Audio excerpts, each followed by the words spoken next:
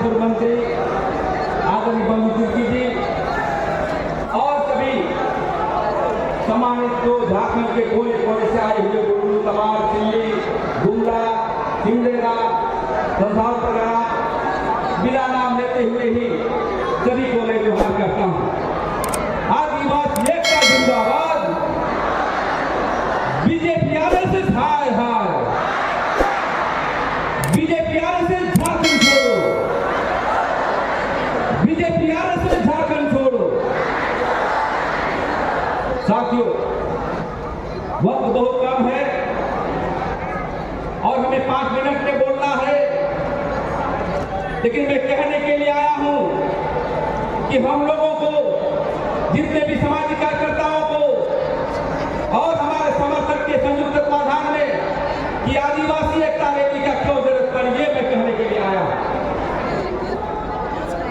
आपको मालूम है कि डिलिस्टिंग के नाम पर और आदिवासियों को तोड़ने के नाम पर भारतीय जनता पार्टी और आरएसएस हमको तोड़ना चाहती है।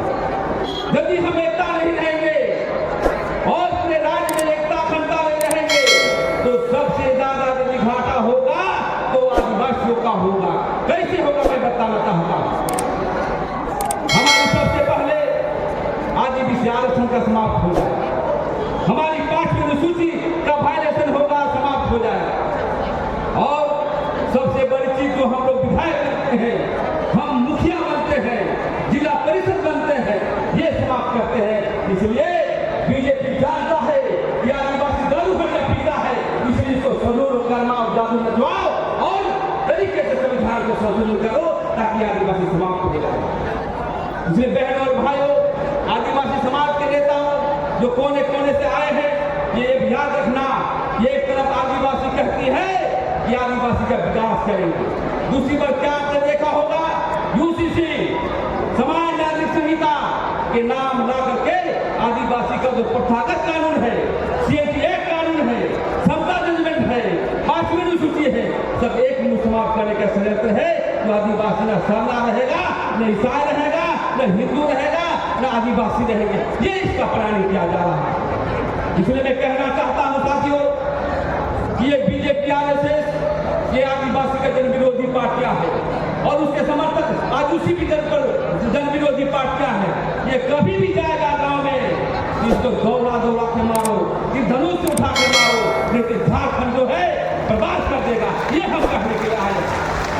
मैं ये कहना चाहता हूं, आज आदिवासी समाज पूरे देश में 700 की जनजाति है और 10 लाख की पूजक है और हम सिंगोगा, गणेश, बरादेव सभी चीजों को मानते हैं।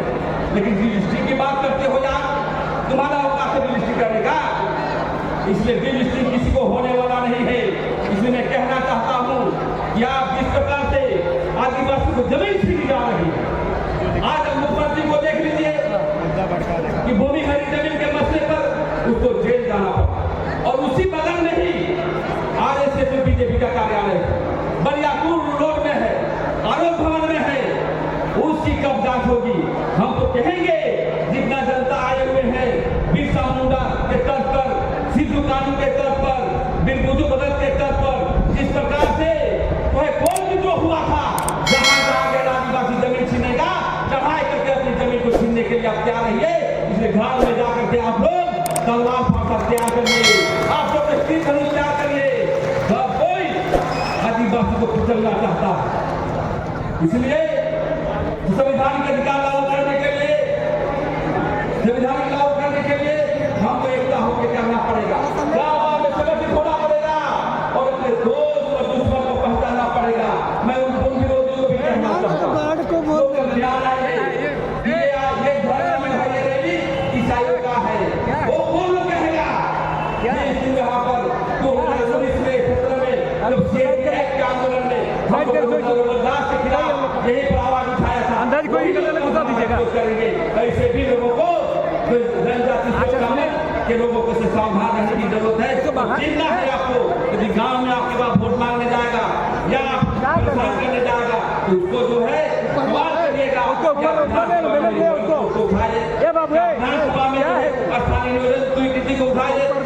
हमेशा कानून के दिए गए अधिकार को उठाए।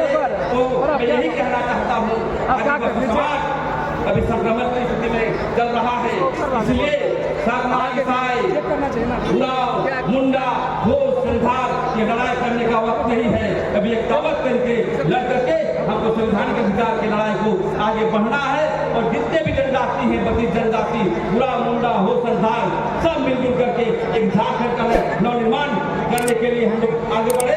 और बिरसा मुंडा और कोल विद्रोह में जो आंदोलन हुए थे जमीन के मसले पर, और जो है हमारा मरांगों के जयपाल सिंह मुंडा जो संविधान बनाया हम लोग के लिए, संविधान की रक्षा कर रहा है, लेकिन भारतीय जनता पार्टी उसी में ला करके हमारे संविधान को हटाना चाहता है। इसलिए अंतिम शब्द में मैं कहना चाहता हूँ, आइए मिलकर मिलजुल करके झारखंड को आगे बढ़ाए और कोई भी तोड़ने का प्रयास करेगा आदिवासी समाज के लोग चाहे बीजेपी के लोग उसको झंडा करने का काम करें। इन्हीं चंद शब्दों के साथ मैं अपना वाणी को विराम देता हूँ। जय आदिवासी, जय आदिवासी, आदिवासी एकता जिंदाबाद, देश की आदिवासी एक हो,